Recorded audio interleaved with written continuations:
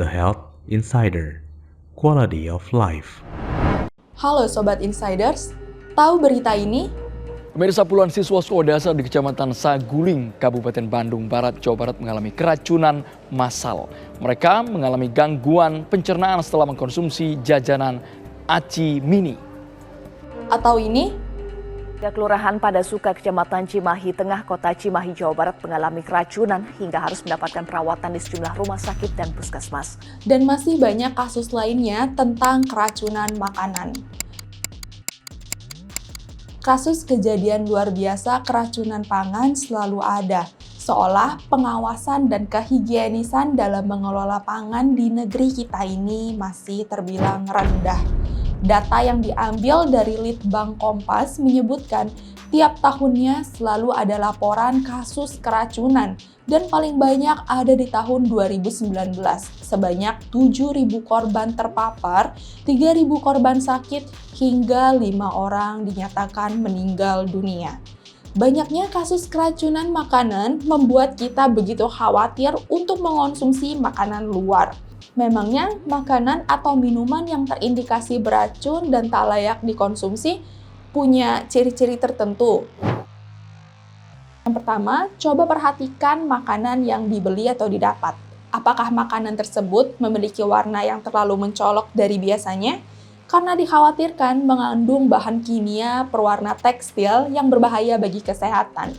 Lalu, lihat juga kebersihannya. Apakah makanan itu ditaruh di tempat terbuka yang kotor, penuh lalat, dan berdebu. Kemudian yang ketiga, bau yang tidak sedap atau menusuk. Ada jamur dan berlendir. Makanan seperti ini sudah tidak layak untuk dikonsumsi. Kemudian bentuknya kenyal, keras, dan dibungkus dengan kertas bekas atau koran. Lalu, jika ada minuman yang tidak berkarbonasi tapi memiliki gelembung berlebihan, jangan pernah ya meminum ini karena di dalamnya bisa jadi ada racunnya loh. Lalu, rasanya tuh aneh, seperti terasa lebih pahit, asin, atau berbeda dari biasanya. Namun terkadang bentuk kewaspadaan pada makanan atau minuman yang dikonsumsi bisa lengah karena bentuk atau bau makanannya tidak terlihat seperti makanan beracun. Belum lagi tempat penyediaannya yang bersih, tapi ternyata kandungannya pun tak layak dikonsumsi. Nah, hati-hati pada situasi seperti ini. Akan muncul gejala atau ciri keracunan pada makanan. Jika kita sudah terlanjur memakan makanan yang beracun, tubuh pun akan merespon kondisi berikut. Yang pertama ada diare. Tubuh kamu pasti akan mengalami diare yang ditandai dengan buang air besar yang encer dalam waktu 24 jam. Kondisi ini merupakan gejala keracunan makanan yang paling umum. Hal ini terjadi karena peradangan yang membuat usus tidak bekerja normal selama pencernaan. 2. Perut akan terasa nyeri dan kram. Sakitnya sering dirasakan di sekitar perut atau di daerah bawah tulang rusuk di atas panggul. Lalu kemudian kamu akan merasakan sakit kepala, mual, dan muntah. Keracunan makanan yang menyebabkan dehidrasi tadi akan berdampak pada sakit kepala. Sedangkan mual dan muntah sangat umum terjadi ketika otot perut dan diafragma berkontraksi dengan kuat sehingga menyebabkan tubuh secara tidak sengaja mendorong isi lambung melalui mulut. Lalu akan terjadi demam. Demam seringkali terjadi sebagai bagian dari mekanisme pertahanan alami tubuh terhadap infeksi. Peningkatan suhu terjadi karena bakteri yang masuk ke dalam tubuh melalui makanan yang terkontaminasi.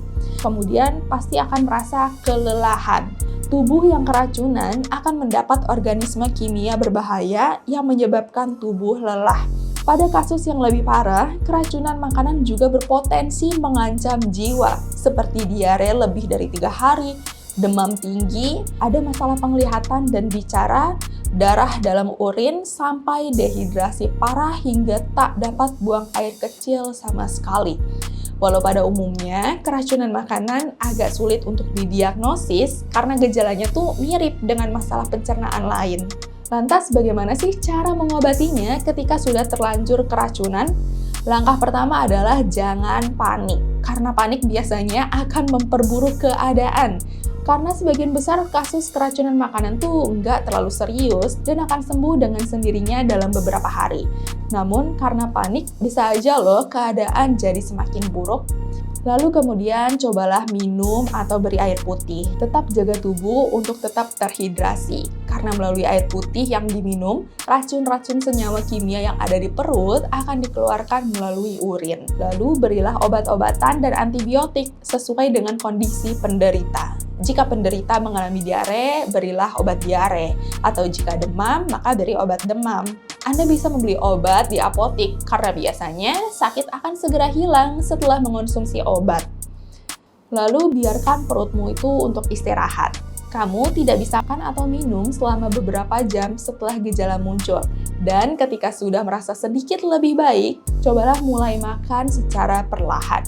Makanlah makanan yang hambar, rendah lemak, dan rendah serat seperti roti, pisang, dan nasi putih.